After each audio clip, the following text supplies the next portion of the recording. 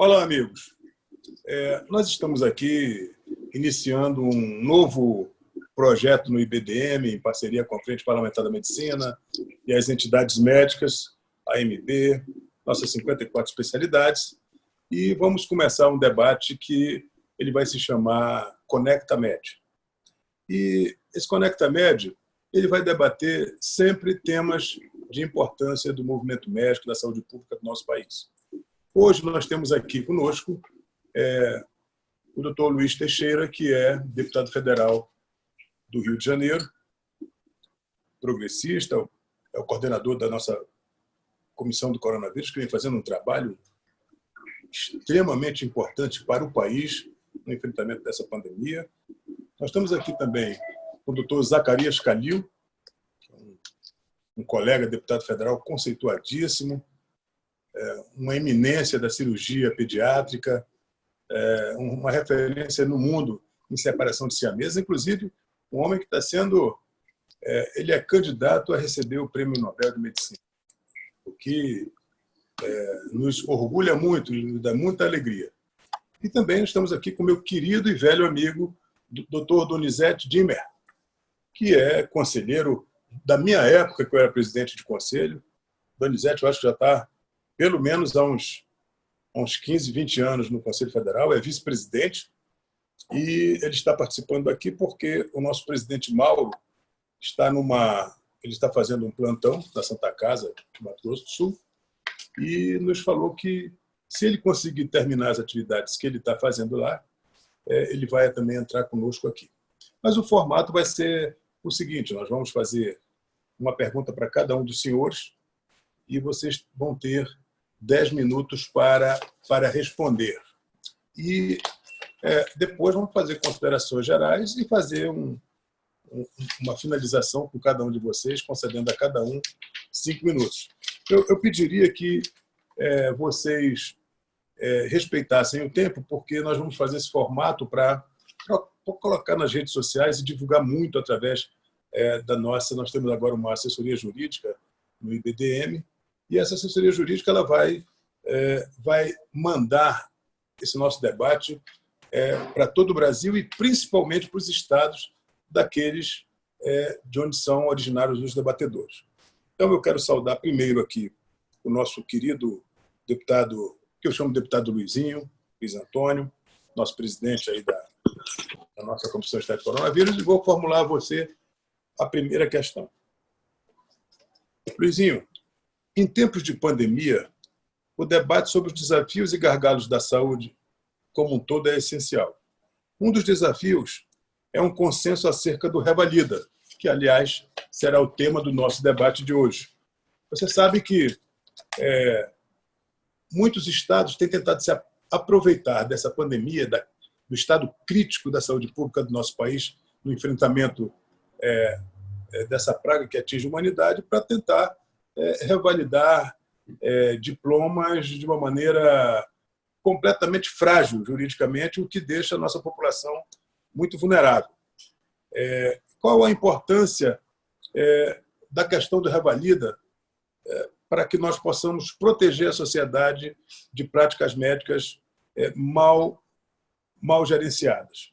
Tramitam no Congresso matérias importantes que impactam diretamente na atividade médica e na prestação de serviço à população.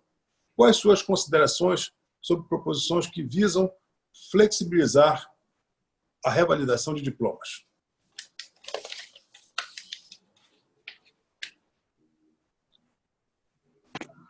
Irã, primeiro um prazer estar aqui com você novamente nessa reunião da Frente Parlamentar pela Medicina.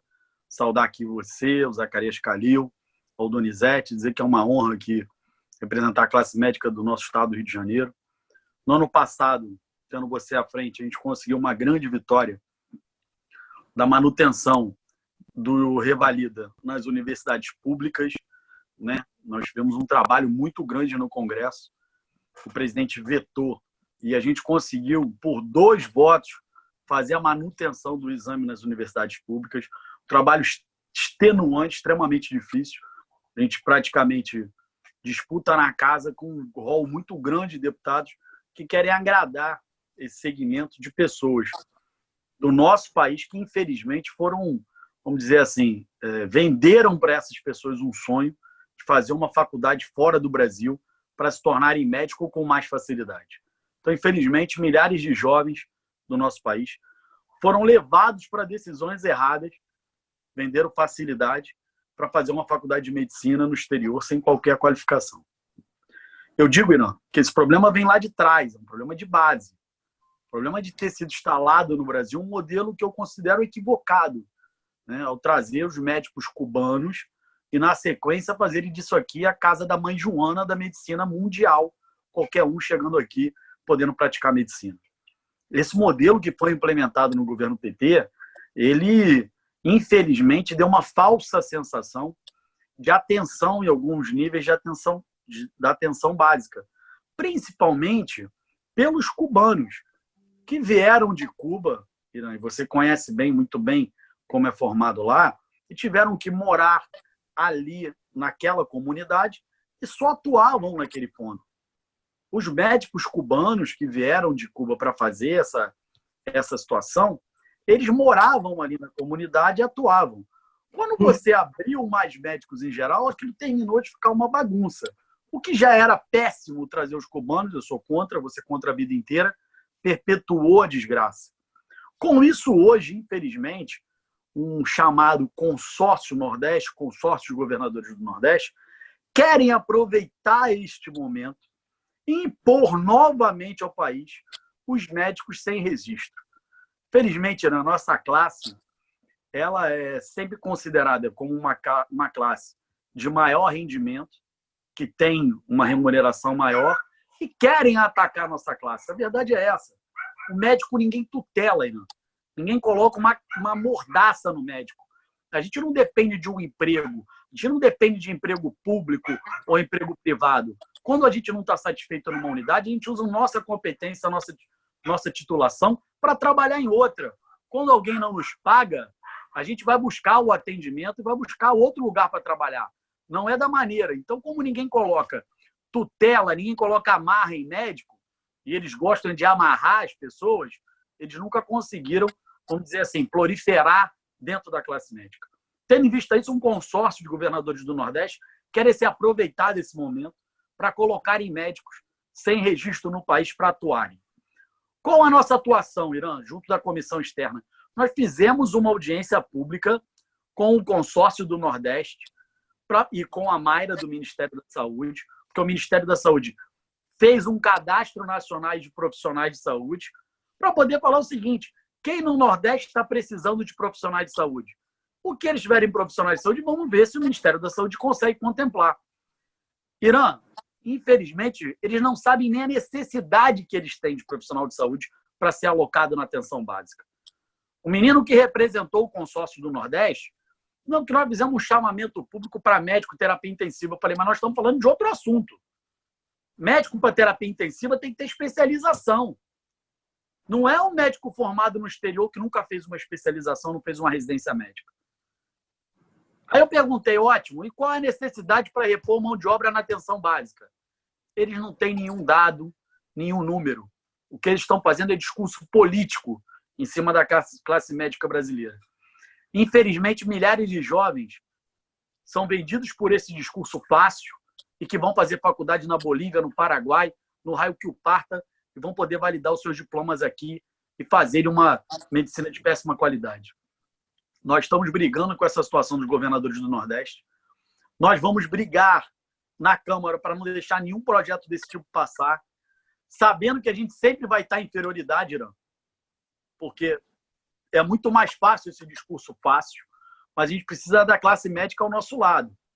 Precisa da classe médica que abra a votação quando a gente ganhou por 2 votos e vá para cima de quem votou contra a gente.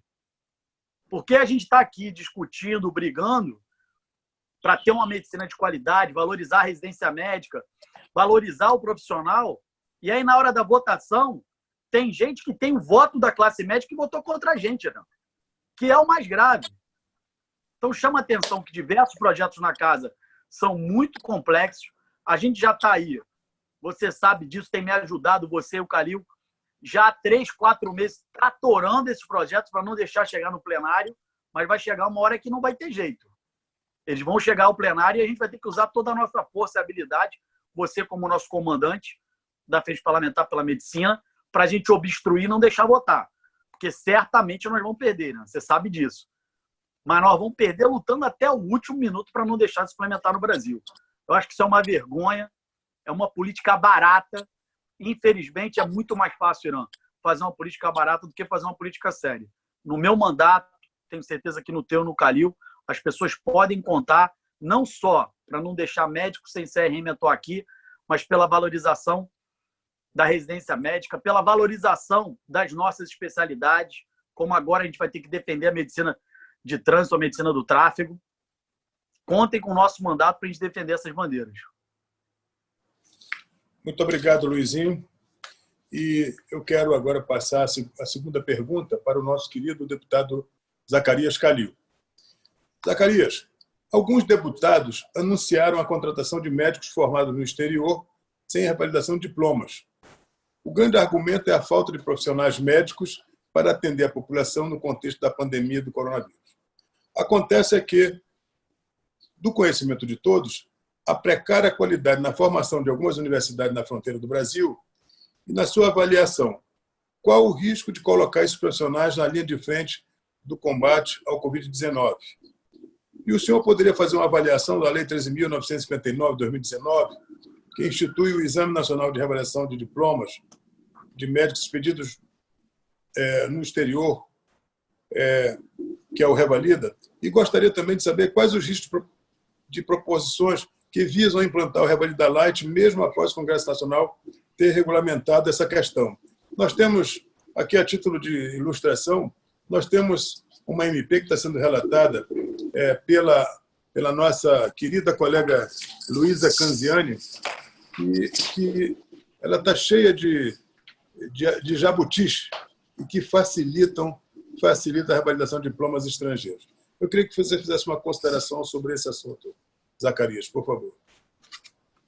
Bom, nós temos aí discutido, né, já há algum tempo esse tema, e essa última reunião que nós tivemos aí na comissão, com esse rapaz que veio lá da Bahia, ele veio amando aí não sei de quem, mas querendo mostrar a validade do consórcio, né? É que eu disse a ele, eu não entendi até hoje qual a motivação que leva os governadores do Nordeste formarem esse consórcio de médicos formados no exterior. Aliás, não são médicos, né? De estudantes de medicina formados no exterior. Eu queria entender qual que é a motivação, porque a doutora Mayra apresentou um trabalho muito bom, né? Um trabalho extenso em relação ao Ministério da Saúde, da quantidade não só de médicos, mas também dos profissionais de outras áreas para atuarem nessa região. E nós temos que saber, Irã, quais são as cidades, igual o Luizinho falou, só para entender o raciocínio, que existe necessidade de tais médicos, né? Falou também que esses profissionais seriam monitorados por outros médicos brasileiros. Eles seriam acompanhados, igual um residente. Até eu falei para ele, um residente presta concurso, tudo, ele é acompanhado por um profissional de alto nível, com especialidade, às vezes mestrado, doutorado, uma série de coisas, né? E esses profissionais chegam aqui, vão ser acompanhados por um outro profissional. Quem que vai contratar esse outro profissional para acompanhar esses pseudos médicos, né, vindo aí de fora? É uma coisa assim, quem vai pagar, qual a função dele, de que maneira eles vão atuar, quer dizer, eles vão estar soltos, como diz aqui em Goiás, vão estar soltos na buraqueira, porque eles não vão ter acompanhamento. Eu particularmente, eu me recusaria a acompanhar um profissional desse sem a mínima qualificação. Eu ensinar ele medicina, que eu deveria estar aprendendo lá na escola dele, que é uma escola que tem um nível de horas muito menor do que a nossa no Brasil. né? Você vê lá, Pedro Juan Cabaleiro tem 12 mil estudantes, 13 mil, uma coisa assim, com um único hospital. É uma coisa absurda. A gente não pode aceitar isso. Os professores deles são alunos de um ano anterior, 2 anos anteriores, que vão dar aula. Um índice de processo que estava havendo lá, conversei com a doutora Vera Rogas, e ela me explicou que o Paraguai contrata empresas, essas empresas, igual que eles estão querendo colocar aqui, que seriam os consórcios, esses consórcios lá contratam os médicos para atuarem no interior. E o índice de processo lá está muito alto por causa da desqualificação dele. E outra coisa que eu acho assim também é qual o motivo que esses governadores têm para desqualificar a medicina brasileira. Qual o interesse? Igual você falou aí há pouco, Luizinho, são médicos políticos que estão ali, que foram eleitos pela comunidade médica, muitos deles foram eleitos, né? E depois viram as costas para a classe médica, como se a gente não existisse. Eu tenho colega aí na Câmara hoje que ele nem conversa comigo mais, né? Ficou, sei lá, sensibilizado, né? Que a gente atuar dessa maneira, porque eles falam que eles são aquele sonho de ser médico. Não é sonho de ser médico, todo mundo tem, né? A maioria das pessoas que querem ser médicos, todos têm o sonho, mas nós temos que prestar um vestibular, como eu, você, o Luizinho, o Donizete, todo mundo aí, né? E passar numa faculdade de medicina de bom padrão para que a gente possa exercer também, né? Fazer a residência e tudo isso aí mais. Eu não sou contra o Revalida. Eu acho que o Revalida nós aprovamos, ele tem que existir sim, mas da maneira que ele foi aprovado. Ele não pode ser flexibilizado, porque nós vamos ter risco, não só na qualidade do ensino, mas para a população. A população brasileira não vai ter qualidade no atendimento. Isso aí nós já discutimos várias vezes, né? Eles vão ser abandonados. Por exemplo, fala-se em ações básicas de saúde. Tudo bem, você está nas ações básicas. Mas se você está ali no atendimento, não tem nenhum médico ali, vamos supor. De repente chega um paciente lá com trauma, chega um paciente que precisa ser entubado. Qual que é a experiência desses profissionais de atuarem ali? Ele está colocando a população em risco. Isso aí é muito sério. Outra coisa, tem faculdades, mesmo no Brasil, essas faculdades, Universidade Federal do Mato Grosso, que ela já foi denunciada, né? Tem 2 ou 3 cursos de revalida, no qual esses alunos eles chegam lá, não precisa nem fazer prova. E tem uma média lá de 0 a 3, de 3 a 6, e aí ele vai com 2, 3 anos fazendo estágios em várias cidades do interior, principalmente do interior de São Paulo, no qual eles fizeram convênios. E esses alunos vão passarem. Eles vão passar ali não tem assim um exame rígido. Então, é muito fácil. Quer dizer, então existe um envolvimento muito grande de outras atividades econômicas com os interesses que a gente não sabe, assim, não posso acusar, porque eu não tenho prova disso, mas é um enriquecimento, você sabe disso. Quanto que custa um diploma desse? Hoje, no Brasil, qual que é a profissão que está dando mais condições de trabalho e de você ter um salário digno? É a medicina. Todo mundo quer fazer medicina, por quê? Você tem condição, você vê essa pandemia aí, ó, infelizmente, né? Mas existem outras coisas que estão contratando médicos, enfermeiros, né? Uma série de outros profissionais, técnicos de enfermagem, laboratório, quer dizer, então, existe uma gama de fatores. Então, todo mundo quer participar. Muitas vão se tornar 100 mil reais cada aluno vai custar para eles. Então, eles vão ter que provar, né, de que maneira você está aprovando uns alunos com a menor taxa de qualidade que existe nesse país. Você falou aí na Lei 1.300... É 13.959, que institui o Revalida. É a lei que nós aprovamos. Porque, Zacarias, nós estamos tendo, em muitos estados, temos, inclusive, decisões de primeira instância autorizando Estado e município a contratar médicos com diplomas expedidos no exterior, sem revalidação. Sim. Olha, isso aí é uma coisa absurda. Nós temos que discutir muito, bater muito em cima disso, ser muito rígido, porque nós não podemos aceitar esse tipo de desqualificação. Porque a própria Mayra, ela mostrou para nós que não existe falta de médicos. Não existe. Existe um cadastro lá, parece de 14 mil profissionais que queiram trabalhar. Então, assim, é isso aí que nós temos que desconstruir essa imagem. Porque, igual o Luizinho acabou de falar aí, isso aí vai chegar no plenário de alguma maneira ou outra, vai acabar chegando. E nós temos que, né, obstruir. Isso aí vai dar uma discussão muito grande.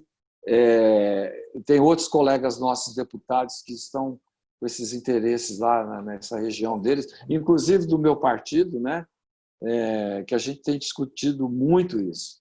Mas eu acho que é uma maneira que nós temos que chegar firme, não tem outro jeito, não tem outra saída, porque a pressão é muito grande.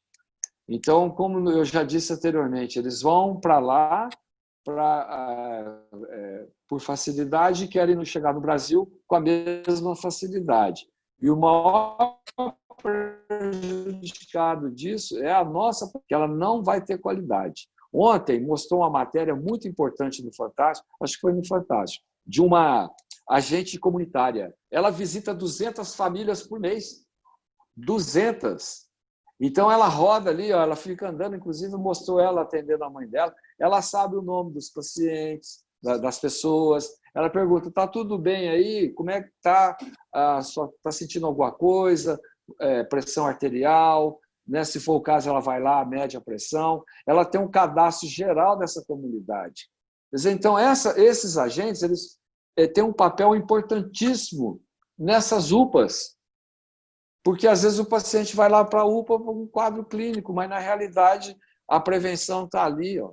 Ainda mais agora com esse negócio do Covid, nós temos que segurar essas pessoas ali. Então, nós não precisamos de médicos. Se você tem uma enfermagem, né, que a gente sabe da capacidade dela, de outros profissionais que podem atuar aí na área básica, é muito melhor a gente valorizar a profissão do enfermeiro do que ter... Qual a qualidade que esse pessoal tem? Sem, no fim, fazer prova no Brasil e entrar, Deus dará? Não pode. Obrigado, Zacarias. Acho que eu respondi as perguntas. Muito obrigado, querido amigo. Bom, agora eu vou fazer uma pergunta ao nosso vice-presidente aqui, representando o presidente Mauro, Donizete Dimmer. Querido presidente, a pandemia trouxe à luz uma questão muito importante dentro da atividade médica. A situação de vulnerabilidade dos profissionais da saúde. Porque muitos têm trabalhado aí sem EPIs ou com deficiência do fornecimento de EPIs, deficiência de insumos para diagnóstico, tratamento, e mesmo assim a luta continua e o trabalho continua. Qual a sua percepção diante do desafio que é salvar vidas e proteger a si mesmo? E, seguindo a pergunta, recentemente, instâncias judiciárias, inclusive a federal, têm se posicionado contra a liberação de certificação a médicos estrangeiros que queiram atuar no combate à Covid. Quem não tem revalida não pode atuar, ainda que de forma emergencial. Qual a sua posição e qual a posição do Conselho Federal de Medicina diante dessa questão? Mesmo diante de uma crise com a exigência ao exame, como a exigência ao exame pode contribuir para a promoção de um serviço de saúde de qualidade? Eu tenho 10 minutos, presidente. Doutor Donizete.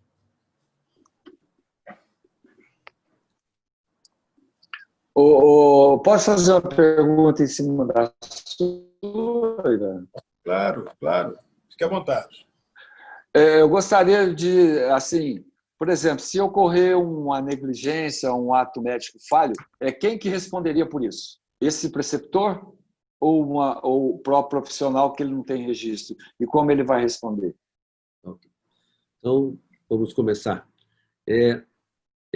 Boa tarde a todos, muito obrigado pelo convite. É uma honra participar representando aqui nosso presidente Mauro, pelo Conselho Federal de Medicina. E esse tema eu acho que é muito importante nesse momento. A primeira colocação, deputado Irã, eu entendo que nós já vínhamos vivendo nos últimos anos aquele SUS que nós desejamos e aquele SUS que nós temos. Então, muita dificuldade, muita falta de financiamento, muita falta de gestão, muita falta de organização de redes e muita corrupção. Então, com esse sistema que nós defendemos, que é o Sistema Único de Acesso Universal, que está na nossa Constituição, que é uma conquista dos nossos cidadãos, entendo que nós tínhamos um sistema que nós chamamos de uma forma gentil em construção, mas que ele era, em muitas situações, à beira do caos. Um sistema onde a remuneração médica, a tabela SUS tem uma defasagem cronológica de pelo menos 30 anos. Os médicos que trabalham pelo SUS são verdadeiros heróis, e aí sim vem a palavra dessa resposta, que é a chamada vocação. Então, por que nossos médicos trabalham diante de condições tão adversas, sendo tão mal remunerados? Porque eles acreditam no seu valor, na sua profissão, e que a relação médico-paciente estabelecida é uma das melhores formas de reciprocidade para o ser humano. E eu digo para os senhores que o médico se mantém, muitas vezes, por esse reconhecimento que a sociedade lhes dá. Então, nesse sentido, o que nós tínhamos? Um sistema SUS à beira do caos, e esse vírus disruptivo trouxe para nós o que eu posso chamar de uma catástrofe programada. É uma catástrofe. Nós só não sentimos com essa intensidade porque ela é lenta. Morrer 30 mil pessoas, nunca aconteceu isso na nossa história. Então, é algo assim que é amortecido. E, muitas vezes, muitas posturas políticas, no sentido da gestão, tentam encobrir isso como se fosse algo passageiro, como se fosse algo mais simples. E, na verdade, é muito grave. Então, eu respondo à primeira questão dizendo que, aos profissionais de saúde, destacando nós médicos, a vocação é importante. Gostar das pessoas é importante, e é nesse momento que isso tem valor, no valor do que acredita, no valor principal da vida, então, da defesa da vida. Então, entendo que o que faz que os médicos enfrentem tudo isso é a sua vocação na defesa da sociedade. A questão dos insumos e das estruturas, esse vírus, da mesma forma que ele surgiu, ele também mostrou todas as fragilidades nossas estruturais. Então, nós já víamos, nos últimos 10 anos, com perda de leitos.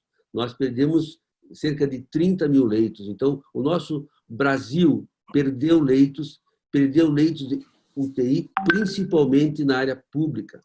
Então, esse desfinanciamento e essa perda de estrutura ocasionou que, nesta pandemia, nós não tivemos, então, os insumos de proteção necessários, ideais. Mas, mesmo assim, nossos profissionais lá estão, com todas as dificuldades, com todas as carências, mas de peito aberto, fazendo jus à sua vocação.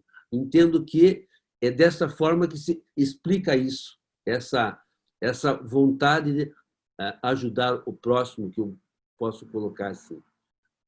A questão que eu digo, e nós colocamos, então, assim, A crise é tão grande que não é com mais médicos que nós vamos resolver. Nós temos médicos suficientes. Nós precisamos, sim, de estruturas montadas com médicos capacitados. É isso que está faltando. Nós precisamos de uma rede organizada e que, nesse país nosso, aí que se mostrou o preço da desigualdade social. Então, é nesse sentido que a desigualdade social do nosso país continental demonstra todas as nossas fragilidades, quando as nossas populações mais pobres são as mais atingidas. Por isso que se fala que essa pandemia veio, sim, para piorar essa desigualdade, infelizmente.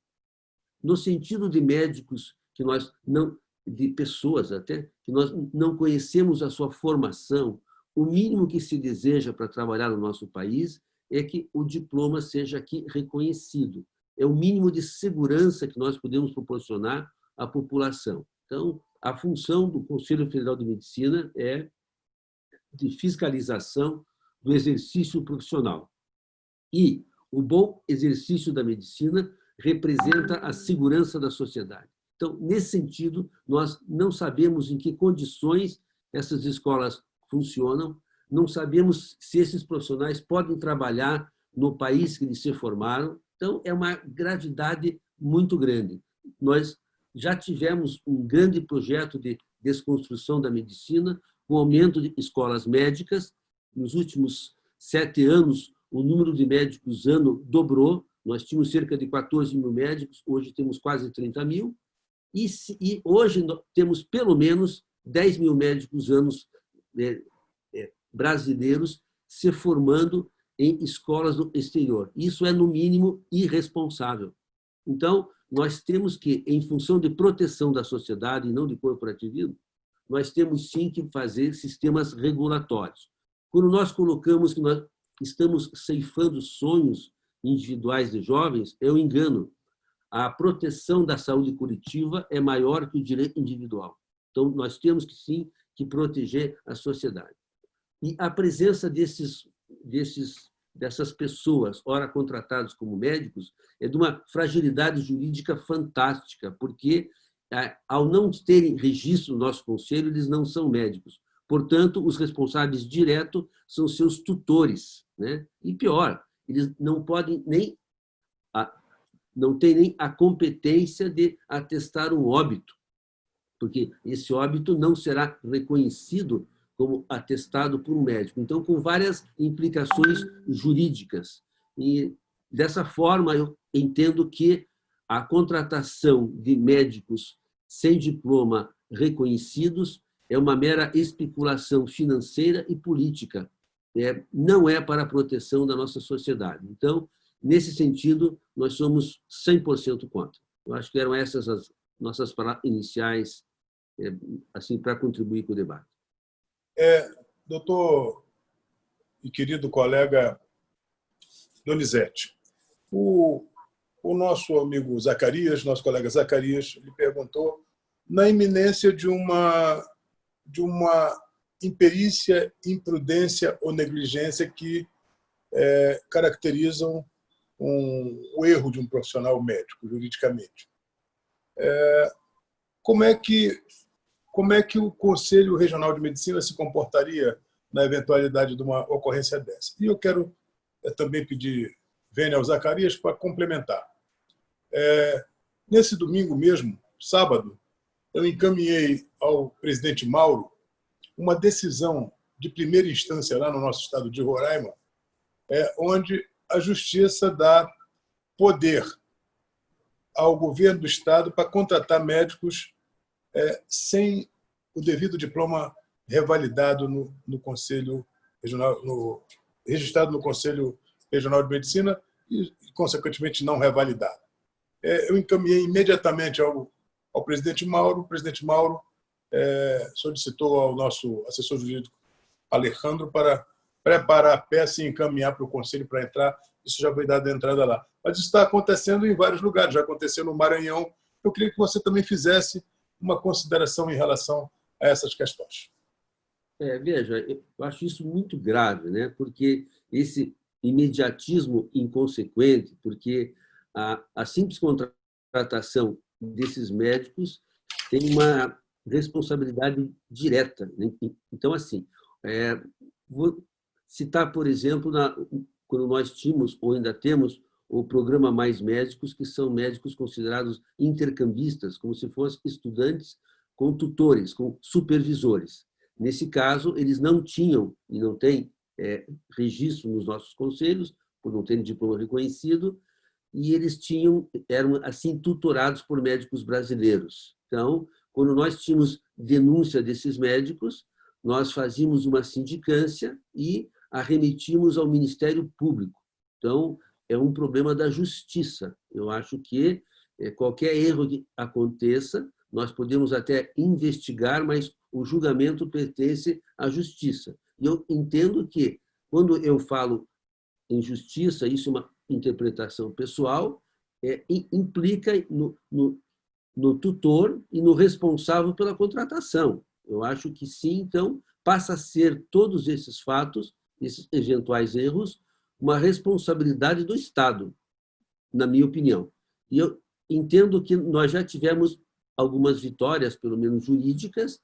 Acredito que esperamos contar com a boa, digamos assim, com o bom senso dos magistrados, no sentido de impedir esse tipo de atitude, que é uma atitude que visa somente uma cortina de fumaça nessa catástrofe programada. Então, o que eu quero concluir é que nós temos que ter forças, as entidades médicas, com o apoio dos nossos parlamentares que nos apoiam e defendem a sociedade, no sentido de explicar a todos que isso não é melhor, isso não é benéfico, isso é ruim para a sociedade brasileira. Isso que eu queria colocar. Obrigado, presidente Donizete. Eu vou, antes de passar a palavra para o Luizinho para fazer suas considerações finais, que vai ter 5 minutos, Luizinho. Não, Irã. Pois não. Eu ainda tenho, assim, perguntar ao doutor Donizete aí algumas coisas. Fique à vontade, Zacarias, fique à vontade. Tá. Doutor Donizete, por exemplo, no caso aí, eu já estou pensando numa etapa que a gente possa, por exemplo, debater esse assunto na Câmara, né? No plenário. Eu já estou pensando nisso. De que eles seriam contratados, por exemplo, pelo consórcio, não pelo Ministério da Saúde, igual Mais Médicos, né? Que eles tinham uma licença especial. Alguns já estão conseguindo liminar na Justiça para atuarem como médico. O Ministério da Saúde ainda não liberou o registro de alguns deles, mas eu já tenho notícia que eles conseguiram. No caso, por exemplo, um aluno desse, ele começa a exercer a medicina, o Ministério da Saúde emite o seu registro. No caso, poderia, sim, processar o Ministério da Saúde? E, no caso dos consórcios, entraria com ação contra o governo de determinado estado. Seria isso? Sim, veja só. Pela lei brasileira hoje, o que nós temos? Temos os alunos que são formados em escolas brasileiras e, com esse diploma reconhecido no Brasil, eles têm registro no Conselho de Medicina, no sistema conselhal, né?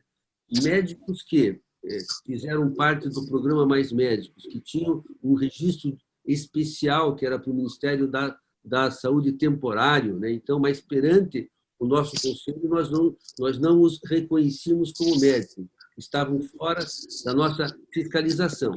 Esses médicos respondiam à justiça diretamente.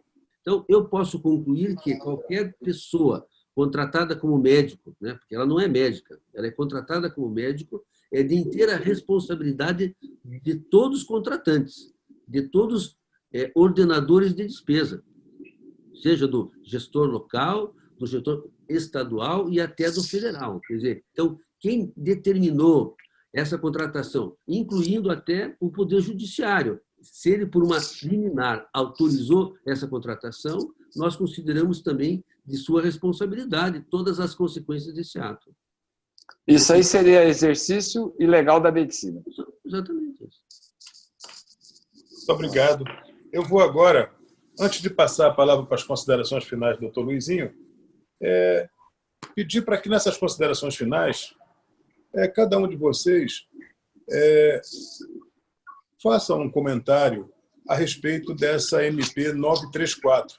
Essa MP ela vai perder a validade agora no mês de junho, e nossa colega Luísa Canziani é relatora, e nessa MP já tem 20 emendas do deputado Alan Rick, do senador Eduardo Braga, do senador Márcio Bittar, deputado Moschini, tem várias do Moschini, tem da Perpétua Almeida, do deputado Orlando Silva, do Sola, Eduardo Costa, Alexandre Padilha e José Nelson, do Podemos. Nós temos aí todas essas emendas, elas tratam de facilitar a contratação de médicos ou estrangeiros para trabalhar no Brasil ou brasileiros formados no exterior para trabalhar aqui sem o registro. Eu queria que, nas considerações finais, obviamente cada um pode falar o que achar mais adequado em relação à questão da revalida, mas que a gente fizesse uma consideração a isso.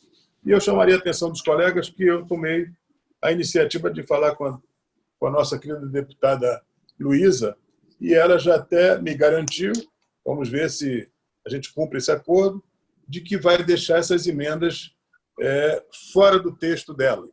Então, eu queria que vocês fizessem uma consideração sobre isso. E eu vou começar pelo nosso querido deputado Luizinho. Deputado Irã, primeiro, agradecendo aí a participação, dizer que, acima de tudo, a gente precisa da mobilização da classe médica. Vou mudar aqui um pouco do meu escritório e dizer para vocês que a gente precisa, acima de tudo, da mobilização da classe médica para a gente poder conseguir ter uma vitória. Acho que não tem cabimento que a gente está passando aqui no Brasil. Assim, é surreal. Eu queria ver, no meio de uma epidemia dessa, Calil, você imagina se alguém precisasse de obra e fosse conseguir contratar qualquer tipo de engenheiro ou então piloto de avião, uma coisa que a gente sempre brinca, né? Que a gente precisa mais de pilotos de avião sem validação se alguém entrar nesse... Então, assim, o que está acontecendo no Brasil é grave. Eu acho que tanto no projeto com a Luísa Canziani a gente não tem problema. Tem hoje uma MP que o Assis Carvalho também tentou colocar a revalidação de diplomas, e a gente vai ser desafiado todos os dias, Calil, não tenho dúvida. Irã, não tenho dúvida, Donizete, não tenho dúvida que a gente vai ser desafiado diariamente. Mas vamos continuar trabalhando, porque a gente não vai nos dar por vencido. Nós vamos levar isso até obstruindo ao máximo, sabendo que a gente tem um risco muito grande de perder no plenário. Então a gente precisa, Calil, obstruir ao máximo isso para conseguir manter e trazer uma união da classe médica, porque a nossa situação é uma situação muito grave. A gente está no risco muito forte de estar aí tendo a nossa profissão bombardeada. Já chega tudo que a gente é bombardeado, como o Donizete falou, sobre tabela do SUS defasada, questão da falta da carreira de Estado. Eu acho que a gente precisa estar mais do que nunca unidos, Irã. Eu tenho certeza absoluta que a gente vai ser mais uma vez vencedor. Essa era de, vamos dizer assim, de desvalorização do profissional médico, ela acabou, e a gente vai trabalhar unido para ter mais essa vitória. Obrigado, Luizinho. Agora eu vou para as considerações do nosso querido colega Zacarias Calil. Bom, eu penso também da mesma maneira que o Luizinho, nós temos que mobilizar bastante a classe médica, como nós mobilizamos na MP 890. Se a gente não tiver essa mobilização, vai ser difícil. Recentemente, um colega nosso parlamentar, que ele é médico, ortopedista, colega do Luizinho aí de especialidade, e ele combateu bastante a gente lá na MP 890, e ele fez uma divulgação desse consórcio aí do Nordeste. E eu vi os comentários que o pessoal entrou no grupo. Eu fico com dó dele, viu? Porque ele apanhou muito. Perfeito, já tô dominando. Maravilha. Falou, querido. Tá. Obrigada, apanhou bastante. E aproveitar, mobilizar essa classe. Está ouvindo? Parece que está... Doutora, você está aí? Doutora Rosângela, tudo bem? Melhorou. E aí, tranquila? Saiu de novo. Bom, mobilizar... Tudo em paz? Desliga o som aí. Podia estar no telefone. Não, pede para o Luizinho desligar o som. Bom, eu espero que ele não fale um palavrão, mas tudo certo. Eu acho que ele desligou. Então, eu acho que a mobilização da classe médica vai ser muito importante. Porque, veja bem... Ô, Luizinho, desativa o som. Luizinho, liga teu microfone, Luizinho. Essa mobilização é muito importante, porque na época que nós discutimos esses assuntos, existem dois públicos-alvos, né? Os brasileiros e os estrangeiros. E os deputados estão ali na linha de frente defendendo essa posição. Então, o que nós temos que fazer? É mobilizar a classe médica, mandar e-mails, mas mandar e-mails para todos os deputados, né? Conscientizando eles do real problema que isso vai causar na população brasileira. Isso aí é muito importante, a gente partir para cima disso, porque senão nós vamos perder. Veja bem, naquela época nós ganhamos por 2 votos, mas tem partidos aí que eles estão extremamente favoráveis. Partido Novo, além desse pessoal aí, o Partido Novo é um que defende a capitalização, a abertura disso, a abertura daquilo, e eles votaram todos contra nós. Você entendeu? Porque eles acham que nós somos corporativistas, que nós não estamos defendendo só aquele negócio... Eu vi deputado aí falar que médico não quer ir para o interior porque lá não tem restaurante caro, não tem restaurante chique. Esse é o argumento que eles usam contra nós, como se nós fôssemos bandidos. Você entendeu? Eles acham que é banal. A medicina brasileira está banalizada. E eles querem banalizar muito, entendeu? Fazendo esse tipo de coisa, de procedimento. Então, o que nós temos que fazer? É bater em cima. A Luísa trabalhar em cima dela para não aprovar essas emendas e também a gente começar a mandar e-mails, Instagram, tudo em cima desses deputados, conscientizando eles da real necessidade, da qualidade da medicina brasileira. Porque essa abertura de grandes faculdades piorou muito o nível. Agora, imagine você, uma pessoa que você nem sabe de onde ela foi formada, entrar no Brasil sem revalidação de diploma. Isso aí é exercício legal da medicina.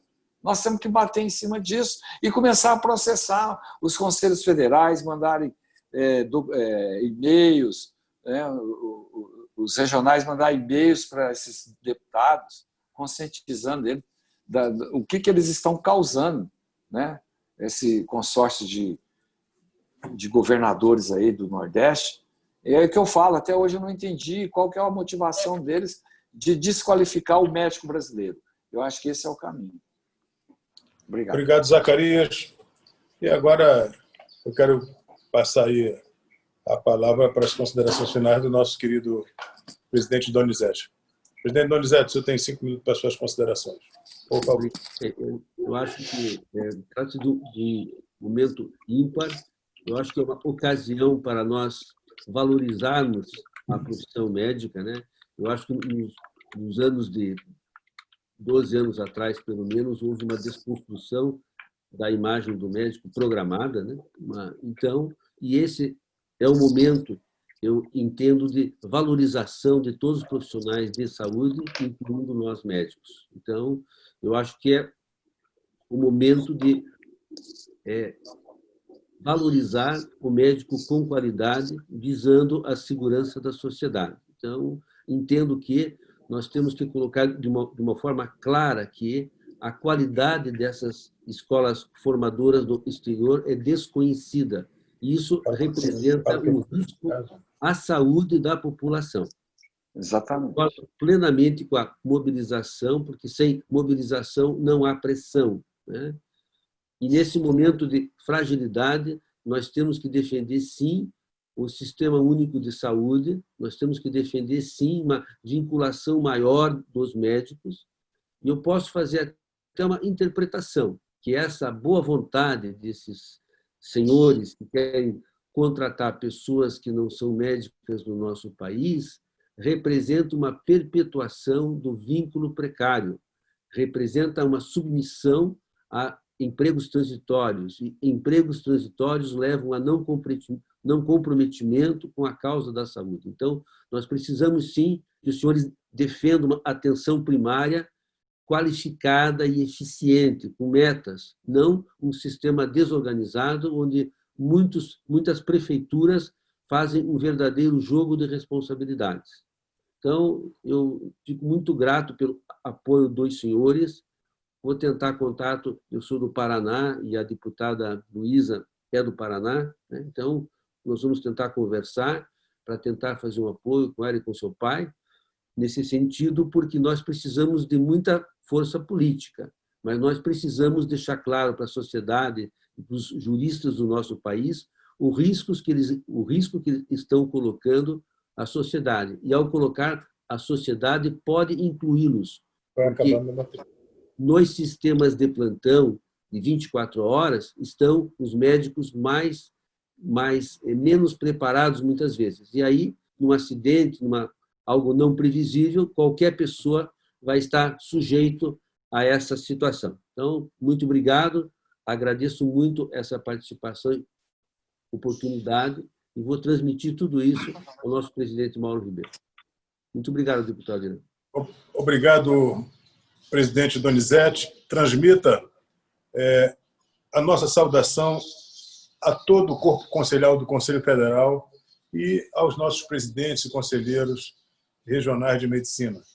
O nosso compromisso aqui, desses 3 deputados que participaram desse debate e da grande maioria dos colegas médicos que fazem parte do Parlamento brasileiro, é um pensamento só, é preservarmos a saúde do povo brasileiro. Como? Através de medicina feita com denodo, com dedicação, com competência, fazendo com que nós possamos desempenhar o estado da arte da nossa profissão em prol daqueles que mais sofrem, principalmente dos mais pobres desse país. Eu quero aqui agradecer a sua presença, transmita ao presidente Mauro meu respeito, carinho e amizade, e também meu querido amigo Zacarias Calil e colega Luizinho, que são colegas que nos orgulham muito, presidente, pelo trabalho, pela luta, pela segurança com que defende os argumentos que são de interesse da saúde do povo brasileiro. Muito obrigado a todos e vamos mobilizar os médicos do nosso país para que nós possamos estar, através dessa mobilização que foi falada aqui por todos nós, conscientizando a classe política, o poder judiciário, da importância de nós respeitarmos um marco legal que foi debatido ampla e longamente no Congresso Nacional, ao longo de aproximadamente 5, 6 anos, que foi essa lei do Revalida. A lei do Revalida, ela não foi aprovada a toque de caixa, ela foi aprovada através de muito debate, de muita luta e de muitas argumentações para que nós pudéssemos chegar a um bom termo no final. E, felizmente, o governo brasileiro, através do Ministério da Educação, já vai publicar o edital agora no mês de julho e nós já temos a data marcada para o primeiro Revalida, que será no dia 11 de outubro. E eu espero que nós possamos respeitar esse marco legal, volto a dizer, que foi tão difícil para que nós pudéssemos aprovar no Parlamento brasileiro. Muito obrigado ao senhor presidente, muito obrigado, Luizinho, muito obrigado, querido Zacarias, um grande abraço e convidamos desde já a comunidade médica a regularmente assistir os nossos debates aqui, que serão sempre debates direcionados a preservar os direitos e deveres da nossa profissão. Um grande abraço e que Deus abençoe a todos vocês.